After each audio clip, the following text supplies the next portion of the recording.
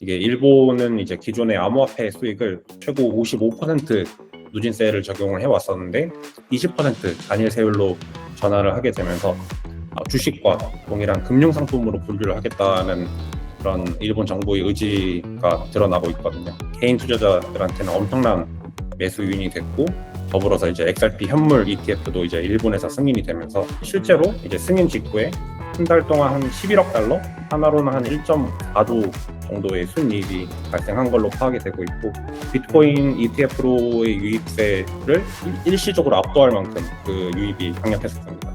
메인 온체인 지표인 이제 신규 생성 계정수랑 활성 계정수, 그다음에 트랜잭션 수, 요거의 14일치 데이터를 한번 뽑아봤는데, 이 데이터를 보면은 되게 재밌게도 7일간의 가격 상승이랑 되게 좀 엇비슷한 상승률을 보여주고 있음을 저희가 확인을 할 수가 있어요. 대표님 안녕하세요. 오늘 1월 6일 날 좀 긴급하게 통화를 하고 있는데 며칠 사이에 좀 XRP 가격이 많이 오르면서 저희 DCA 결과도 굉장히 좋아졌고 아마 구독자분들께서도 왜 오르는지도 궁금하실 것 같고 앞으로 조금 유지될지도 궁금할 것 같아서 이번 상승을 좀 단기적인 가격 반등으로 보시나요? 아니면 구조적인 변화의 신호로 보시는지 궁금합니다. XRP도 결국 암호화폐 범주에 속해 있는 자산이다 보니까 암호화폐 시장의 전반적인 영향을 많이 받거든요.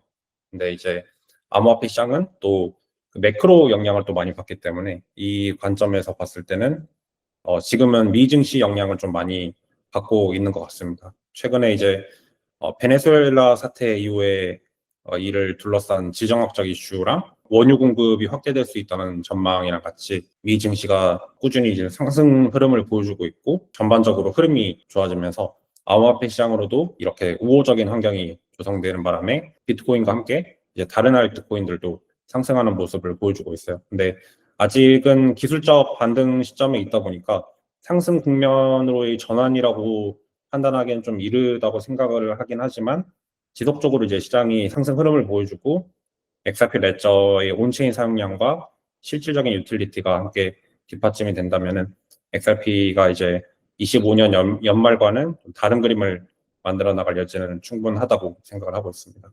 XRP만의 이번 상승의 고유한 동력도 있었나요? XRP가 조금 강하게 오르는 느낌도 있어서요. 전반적으로 다 상승하긴 했는데 XRP만 좀 유독 크게 오르는 모습을 보여주고 있거든요. 비트코인이나 이더리움은 한 7일 동안 한 10% 정도 상승을 보여줬는데 XRP만 지금 한 25% 넘게 상승을 했습니다. 그래서 가격만 봐도 알 수 있듯이 XRP만의 좀 고유한 동력이 있었음을 알 수가 있고, 제가 봤을 때 주요 이제 상승 동력으로는 그 일본발 세제 개혁 및 제도권 편입이 있었어요.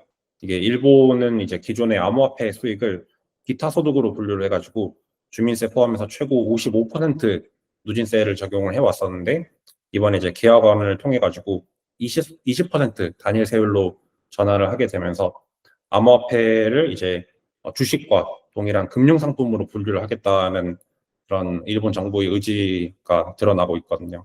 이것이 개인 투자자들한테는 엄청난 매수 요인이 됐고, 더불어서 이제 XRP 현물 ETF도 이제 일본에서 승인이 되면서 암호화폐 거래소를 이용하기 어려웠던 전통 기관 혹은 보수적인 투자자들 또한 이제 XRP에 직접 투자할 수 있는 기회가 열리게 되었다고 볼 수 있는 것이죠. 실제로 이제 승인 직후에 한 달 동안 한 11억 달러, 하나로는 한 1.4조 정도의 순이익이 발생한 걸로 파악이 되고 있고, 비트코인 ETF로의 유입세를 일시적으로 압도할 만큼 그 유입이 강력했었습니다. 그리고 일본은 구독자 여러분도 좀 아시다시피 SBI 그룹을 중심으로 미국이랑 한국과 더불어서 가장 XRP의 우호적인 나라로도 알려져 있는데, 실제로 이러한 흐름 변화가 이번 XRP 상승에 직접적으로 영향을 끼쳤다고 저는 보고 있습니다. 온체인 시리즈를 계속 이프로 원동에서 진행하고 계신데 매번 강조하신 게 온체인을 통해서 뉴스와 류머 그리고 가격의 상관관계를 바라볼 수 있는 눈을 길러야 된다고 하셨어요. 이번 상승을 견인했던 온체인 활동들이 어떤 게 있었는지 말씀 주실 수 있을까요? 가격을 이렇게 정량적으로 예측하거나 파악하기는 되게 힘들거든요. 제가 이제 온체인 시리즈 하면서 온체인 지표를 보게 되면은 이제 되게 정량적으로 더 파악을 잘 할 수 있다고 이제 강조를 드렸었는데, 그래서 제가 오늘 최근 XRP 레저 온체인 지표를 좀 가져와 봤습니다. 제가 온체인 시리즈에서 계속 강조드렸던 세 가지 메인 온체인 지표인 이제 신규 생성 계정 수랑 활성 계정 수, 그다음에 트랜잭션 수, 요거의 14일치 데이터를 한번 뽑아봤는데 2주 동안 이제 데이터를 뽑아봤을 때 신규 계정 생성수 같은 경우는 지난주에는 한 23,800건 정도가 있었고 이번 주는 27,600건 정도 해서 한 16% 정도 상승을 이뤘고요. 활성 계정 수 같은 경우에는 지난주에는 11만 7천 건 정도, 그다음에 이번 주에는 13만 3천 건 정도 해서 14% 정도 상승을 했습니다. 그리고 가장 중요한 트랜잭션 수 같은 경우에는 지난주는 1,130만 건 정도 있었고 이번 주는 1,360만 건 정도 해서 20% 정도 상승을 이뤘습니다. 그래서 이 데이터를 보면은 되게 재밌게도 7일간의 가격 상승이랑 되게 좀 엇비슷한 상승률을 보여주고 있음을 좀 저희가 확인을 할 수가 있어요. 그리고 또 재밌는 거는 XRP 레저 생태계 내의 그 탈중앙 금융 서비스 활성화 지표인 TVL, 토탈 밸류 락드라고 하는데 이 TVL도 확인을 해보시면은 또 비슷한 상승률을 확인을 할 수가 있습니다. 그래서 대표적인 그 TVL 데이터 플랫폼인 디파일라마에서 보시면은 XRP 레저 생태계 지표를 봤을 때 자체 내장 덱스의 TVL 같은 경우에는 7일 동안 대략 한 26.7% 상승을 하고 있고 생태계에서 가장 큰 서비스 프로토콜인 도플러 파이낸스 같은 경우에는 TVL 상승률이 거의 한 30% 정도 이제 상승했음을 알 수가 있습니다. 뉴스나 루머를 통해서 이 가격을 예측하거나 파악하기보다는 이렇게 온체인 데이터로 확인했을 때 생각보다 되게 정량적으로 이 가격과의 상관관계를 저희가 파악을 했음을 좀 확인할 수가 있는 것이죠.